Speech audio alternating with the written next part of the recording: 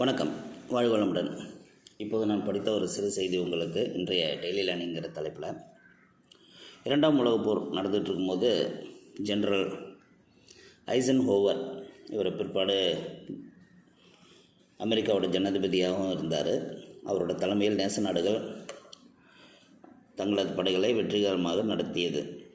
Normandy தாக்குதலை, அதாவது 1944 June மாதம் ஹிட்லருக்கு தெரியாமல் படு ரகசியமாக வைத்து கொண்டார்கள் அந்த தாக்குதலை பற்றி. அப்போது எதிரிகளை திசை திருப்புவதற்காக வேறொரு இடத்தில் ஷெர்மன் டேங்க், அதாவது டேங்குகள், போர் விமானங்கள், கிளைடர்கள், பீரங்கிகள் எல்லாவற்றையும் தயார் நிலையில் வைத்தார்கள். ஜெர்மனியின் உளவு விமானங்கள் அவற்றையெல்லாம் பார்த்துவிட்டு நார்மண்டியில் தாக்குதல் இருக்காது, எந்த யுத்த ரெடினஸும் அந்த இடத்துல பண்ணலை இன்னும் ஹிட்லருக்கு தகவல் அனுப்பி சொல்கிறாங்க.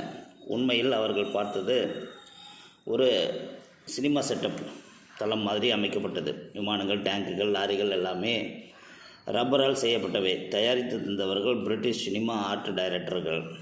ஹிட்லர் ஏமாந்து போக திடீரென்று பிரான்சின் வடக்கு கடலோரமாக நார்மண்டில் நேச நாடுகள் படை புகுந்து விட்டது. உலகப் போரில் இந்த காமெடி ஒரு பெரிய வெற்றியையும் திருப்பத்தையும் ஏற்படுத்தி கொடுத்தது என்று ஒரு குறிப்பு படித்தேன்.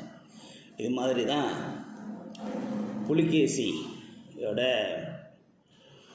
இந்த சாளுக்கிய படைகள் கூட ராஜராஜ சோழன் சண்டை போடும்போது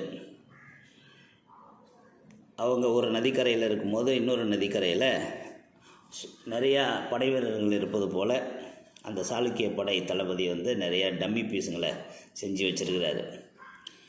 அதை பார்த்துட்டு இந்த ராஜராஜ சோழன் போன படை கொஞ்சம் தகைச்சி அங்கே நிற்கும் போது ஒரு ஆள் ரகசியமாக போய் பார்த்துட்டு சொல்லிக்கிறார், இதெல்லாம் டம்மி பீஸுங்க வச்சுருக்கிறாங்கன்ட்டு. அதுக்கப்புறமா அவர் பூந்து அடித்ததா ஒரு வரலாறு உடையார் புத்தகத்தில் பாலகுமாரன் அவர்களால் எழுதப்பட்டுள்ளது. இந்த மாதிரி தினசரி நீங்கள் சுவாரஸ்யமாக தெரிந்து கொள்ளும் பல விஷயங்களை நமது நண்பர்கள், குறிப்பாக இளைய தலைமுறையினருக்கு சொல்லி செல்லுங்கள். வாழ்க வளமுடன்.